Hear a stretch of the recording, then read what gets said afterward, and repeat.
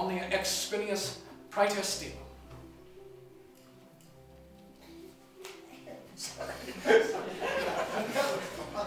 Well, I play a prep school history teacher named Paul Hunnam. He teaches ancient civilizations. I guess he teaches Latin, Greek, and all the ancient sort of history and stuff like that. And he has a complicated history. How much of it should I tell without revealing too much?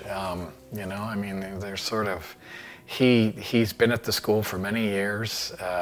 He was a scholarship boy from a long time, from the time he was 15. He's not particularly well liked by anybody at the school.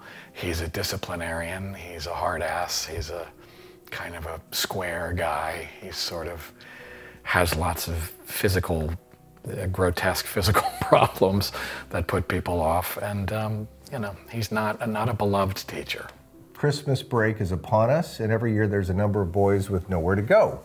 You know, the kids from foreign countries and the ones with divorced parents and stuff like that. And this year, there's a boy, he's a junior, kind of a troublemaker, kind of troubled, damaged and troubled. His mother has been widowed. She's just remarried, and they want to use this Christmas vacation as their honeymoon. You understand, don't you, darling? Stanley's been working so hard.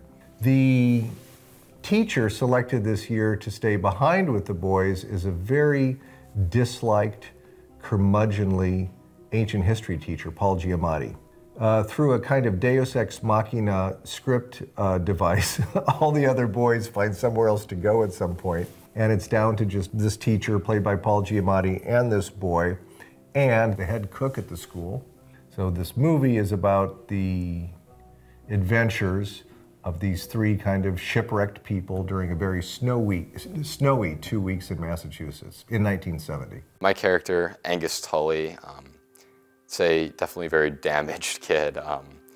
He's been through a lot, yeah. It's being at a boarding school, I can understand how heartbreaking that would be to be ready for break and then have your own parents tell you that you can't come home for Christmas. You know, it's not explicitly said what goes on, but you can sort of understand that there's a broken family dynamic there that's going on behind the scenes for him.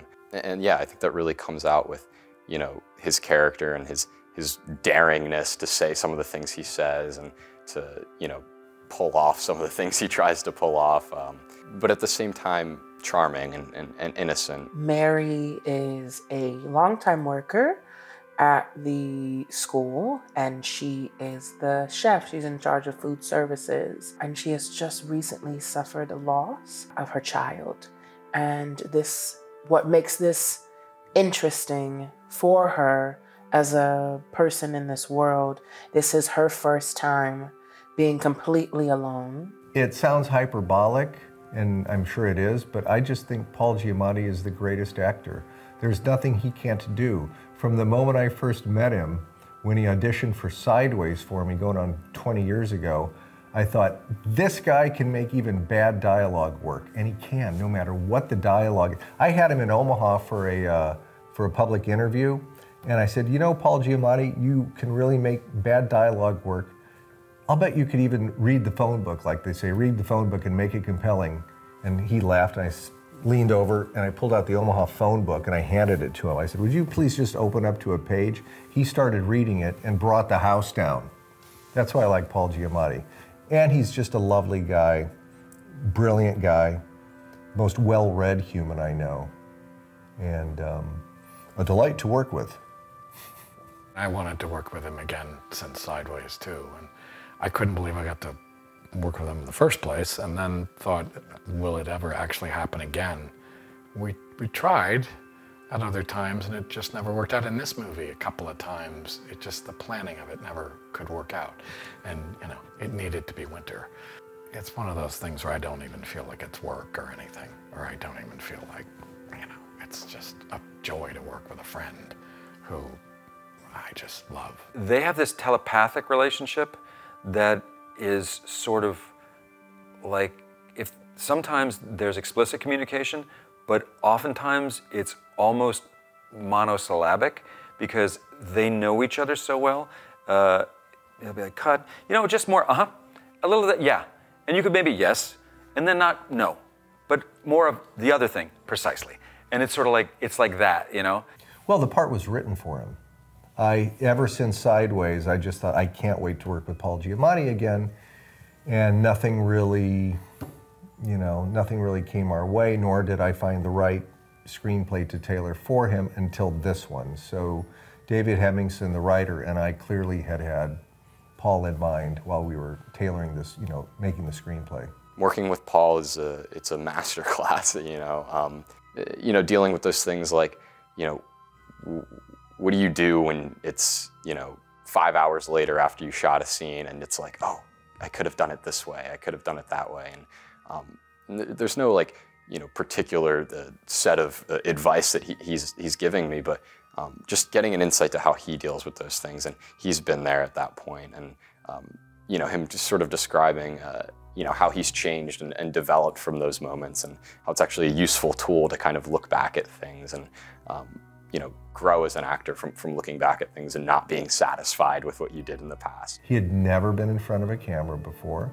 He was an actor and a star in the drama department, and everybody knew that. The real movie from this film, I think, would be a documentary about what's going to happen to Dominic Sessa after this movie comes out. Being in a film with Alexander and working on one of his movies, it's incredible. He just attracts a lot of professionalism to his movies and his work. I think just him being a part of it, everyone around him sort of is extra professional and is extra hard at work and is really on top of it and more so excited about working on it because of the type of person he is. It is like a kid in the candy shop. He truly loves this, truly. And he's giddy, and sometimes in between takes, he'll be dancing and smiling or clapping his hands like, a little kid. That's very humbling because this can be a very hard job. It's a marathon.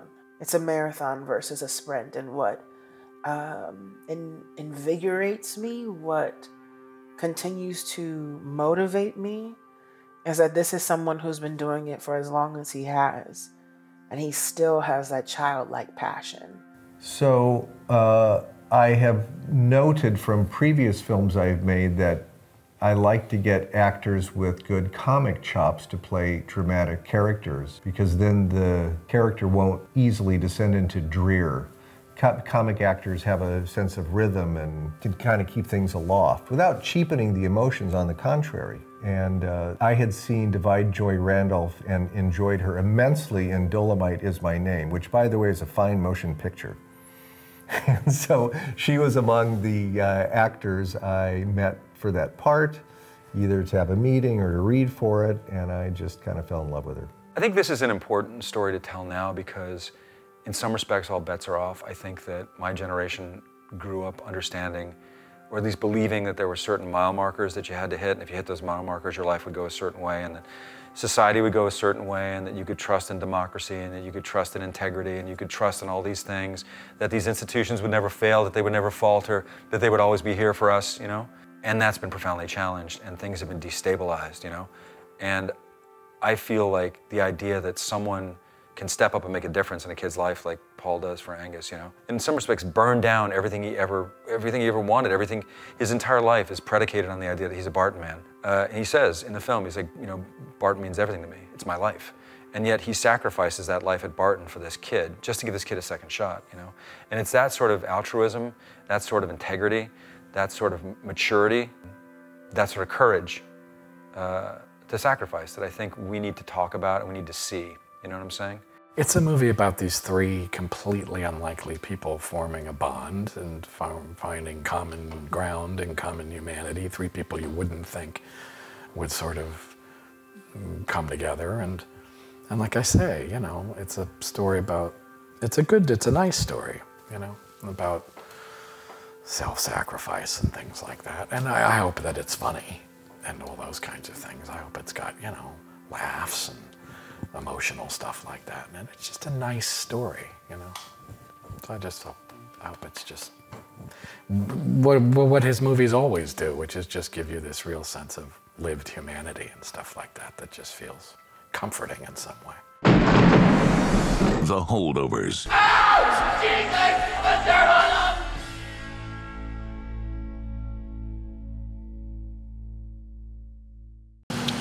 Cut. Pretty damn good. Not bad.